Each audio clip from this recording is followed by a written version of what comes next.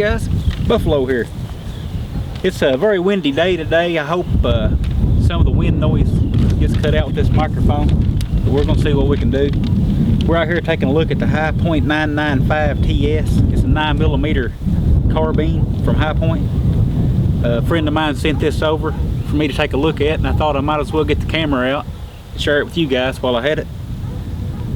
You know, some people wouldn't touch these with a 10-foot pole. They don't like them so much. And then others, they love them, so they'll get plumb mad if you say the least little negative thing about them. But I'm just going to treat it like any other gun, you know. There's things I like about it, and there's things I don't like about it. Kind of share some of that with y'all today. You know, a pistol caliber carbine is it's a nice little setup because it's easier to shoot than a pistol and cheaper to shoot than a rifle. Now this one here has a 10-round capacity single stack magazine.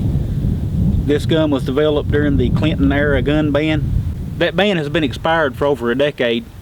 I kind of wish High Point would go back to the drawing board and at least give us a double stack magazine for this gun. 10 rounds is a really low capacity. I guess maybe they keep that design so that they can offer this gun to markets in some of the more communist leaning states. Let's take a look here at the polymer. The polymer is not what I would consider a high grade looking polymer, but it does seem like it's a tough polymer. It doesn't take scratches easy, or it doesn't scuff up, so it's suitable for what it's used for here.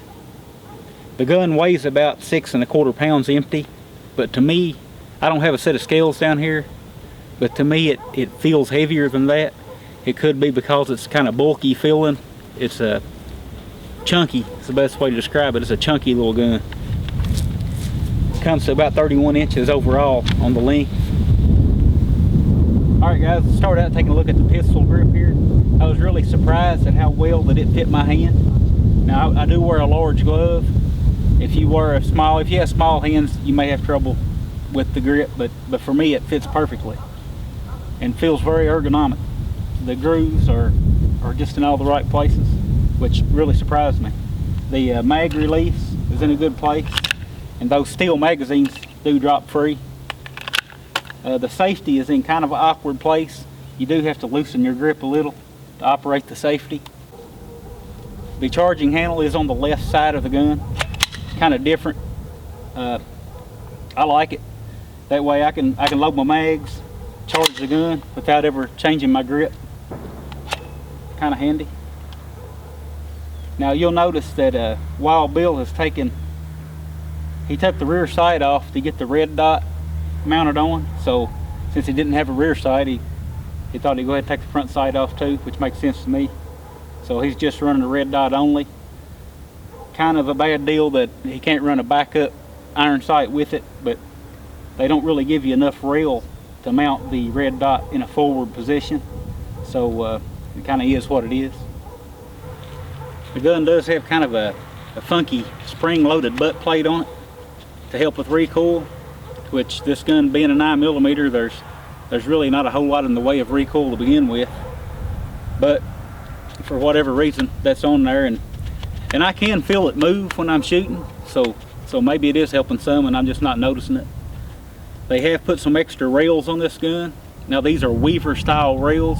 I've heard people call them Picatinny rails, but that's not what they are. They are built to Weaver style specs. You've got a rail up here under the barrel to be good for mounting a laser or a light. Another one down here on the bottom of the fore end. Another place you can mount a light there.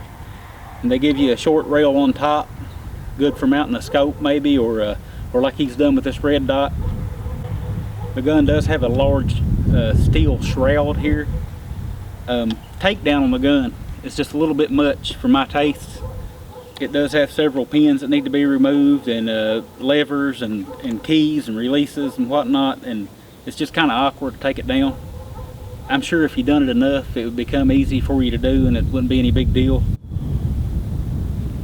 These magazines seem to be pretty well made. I've only got the one, so we get to shooting this thing. You'll see some editing. I'm not going to make you guys sit and watch while I reload every magazine, but you have to hit the magazine pretty hard. It kind of recesses back up in here, It should have a floor plate on it, in my opinion, to help it stick out a little bit, but where it's kind of recessed, you have to kind of knock it up in there a little bit. Not a big deal, just something you need to create a habit with. Okay guys, so this does use the simple blowback operation system. It runs just a little dirtier than, say, a lock breech design, but it doesn't seem to affect reliability any.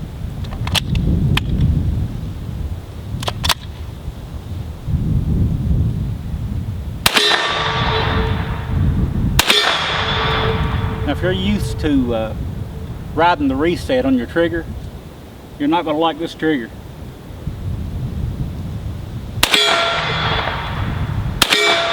The reset is very, very soft. I can barely feel it.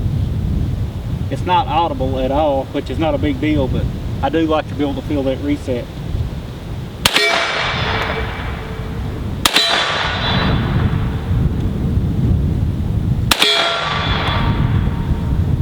It does have a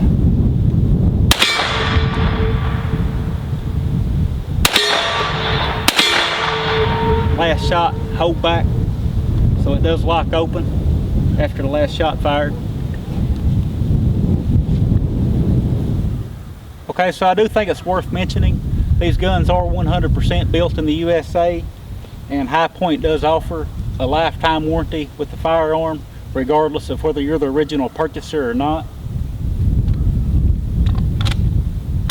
Let's take a few more shots with it.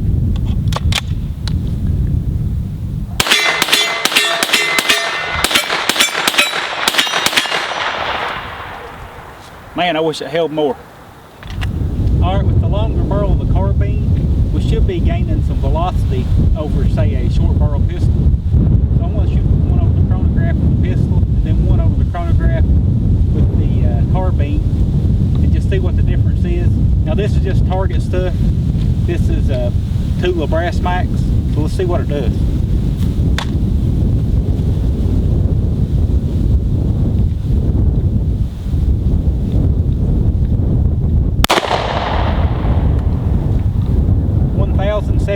Feet per second.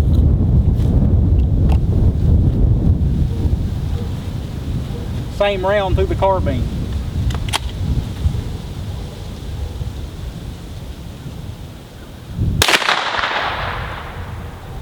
(1,265 feet per second). So you're looking at a 200 feet per second gain over a pistol by shooting the carbine. That's pretty impressive.